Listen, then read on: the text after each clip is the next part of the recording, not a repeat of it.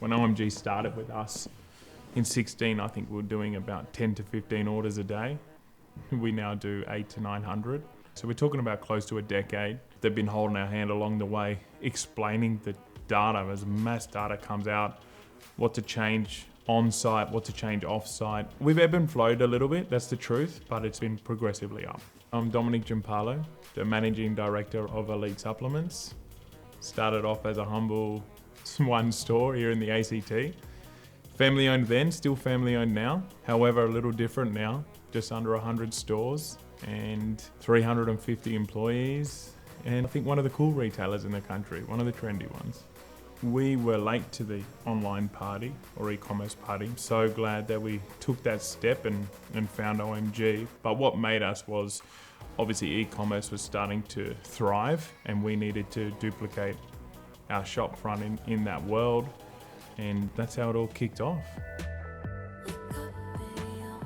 The big goals for us were probably ranking first on some of those really competitive keywords. I think when we ranked first on supplements, sports supplements, protein powder was a huge one for us. And pre-workout we got 2. When we ranked first on that, it was, that's years in the making. Disclaimer, don't expect that sort of stuff overnight, but when we got there, it was incredible.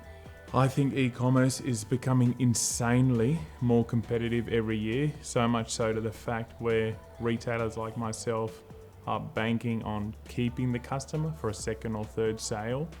And I think physical retail might be going the other way in the sense that it's becoming more corporate and more chains. You're losing independence and mum and pops, which is a sad thing, not a positive thing. But truthfully, if you have ambitions of e-commerce, you need good people in your corner and good partners in your corner. If you're like myself and you come from physical retail first, it can almost be a rabbit hole of knowledge. So if you don't partner up with the right people and start to learn it and get that IP, it can be quite overwhelming. So first was investment into e-commerce, and then it was investment into driving traffic, and that's how it started. I didn't believe this, but my team got some data out about how many consumers are still skipping the Google ads and going to the organic listing. And I was blown away. In fact, I think we need to spend more now with OMG and SEO because I didn't realize that the consumer was so smart to skip the paid ads. And our SEO structure, both on-site and off-site, needs to just continue to develop. And also, I think it's nice for any business to be deleveraged off Google. You don't want to live or die by them as a retailer. I'm Jai, the Chief Marketing Officer. I've been with Elite Supps for a couple of years now, and enjoyed a great period of time working with OMG across some of the digital marketing projects that we did have. I think we had a great tenure with OMG, and we definitely hit a peak of SEO during that time where we had our best organic traffic and our best positions both in the top 3 and the top 5, even the top 10 during that time. And that was especially important to us as it was right during the middle and towards the end of obviously the COVID era, which did impact a lot of trade during that time. Personally, OMG, I specifically like the fact that they felt more like a partner rather than an agency. And we do have experience with other agencies, and certainly they're more like a shareholder or a partner, if you will. Felt like our success was their success, but at a more granular level, I think the reporting is second to none, and the data they provide, like at an early stage, it's very difficult to understand that data or read it.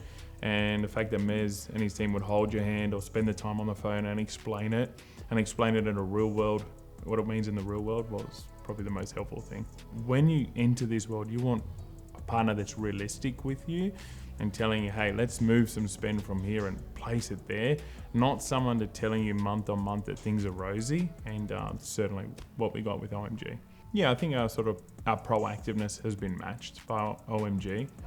And I think you have some agencies that will call you daily before you sign the check, and then you sign the check and it withers away.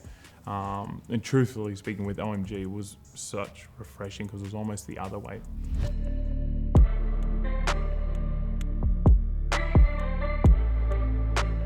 I think my advice then and now would be 2 very different things. I think driving traffic in today's world, and building a sophisticated site probably takes a lot more capital than what it did 6-7 years ago.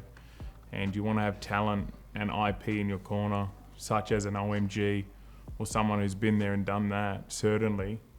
So it's not what it used to be. And my advice is, if you see a trend, digital or physical, try to get on early and be an early adopter, because us getting late to e-commerce certainly had ramifications in the years to come. You always have to work backwards off the consumer, and I think although the COVID bubble settled down a little, they're still expecting e-commerce to take more and more market share of physical retail in the years to come.